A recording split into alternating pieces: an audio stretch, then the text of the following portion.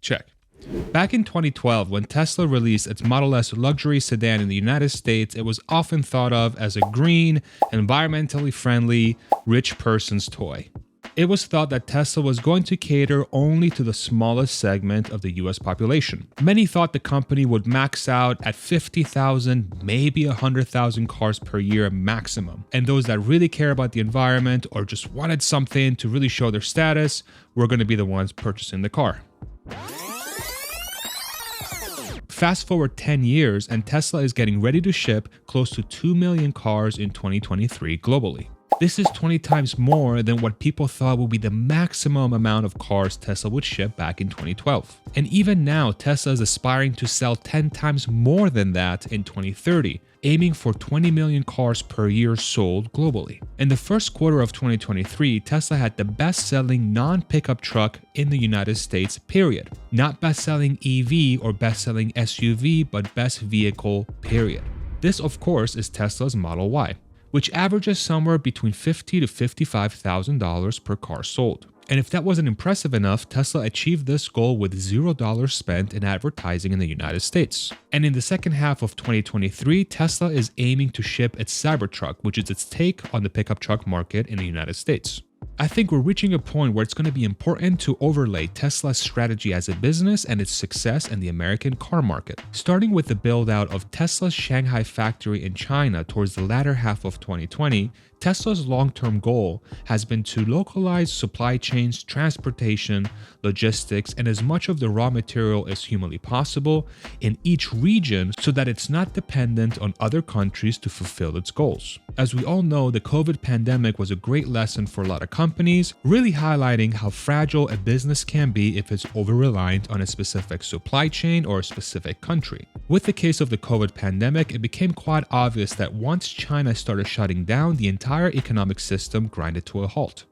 And car makers were definitely not immune to this phenomena. And so with this in mind, it's quite clear to see that Tesla's long-term goal is starting to come to fruition with its many openings of different factories across the globe. It opened a factory in Shanghai, China, but it's also opened one in Berlin, Germany, in Austin, Texas, and they just announced a grand opening in Monterrey, Mexico. But it's important to highlight that Tesla's largest presence by far is in the United States, with a factory in Fremont, California, Austin, Texas, and New York. And other smaller facilities as well, such as lithium refining in Texas and satellite offices in California and elsewhere. These moves should maximize the number of jobs in the United States that are related to Tesla's operations here at home. And of course, the same will be true for their operations in Europe, Asia, etc. However, with the launch of the Cybertruck, which is America's favorite way to get around in the pickup truck, and its ramping energy business, which consists of batteries and solar panels, Tesla is creating a value proposition for the American buyer that is quite powerful in telling a story. It's important to keep the overall trend of deglobalization in mind.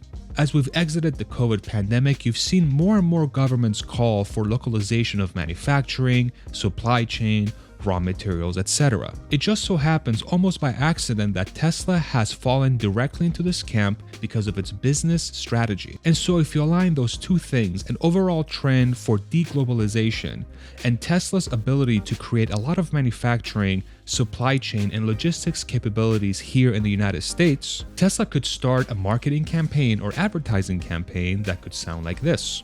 If you buy a Tesla vehicle, you know that it's made here with American labor and American ingenuity. Buy Tesla batteries to power your house and the same applies. Buy Tesla solar panels to power those batteries and the same applies. No more relying on other countries that may not have the United States' best interest in mind when we buy our cars, our batteries, our gasoline, etc. And instead use American products to generate electricity right here at home to power absolutely everything you would ever need to use, including your home and your car.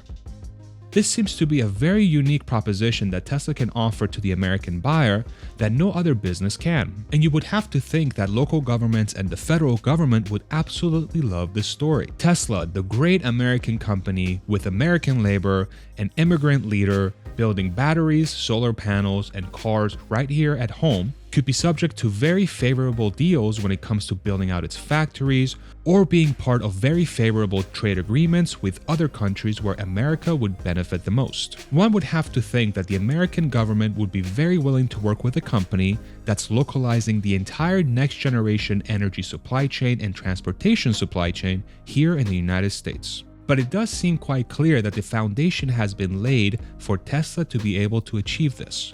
If you live in the United States, I would love to hear your thoughts about this.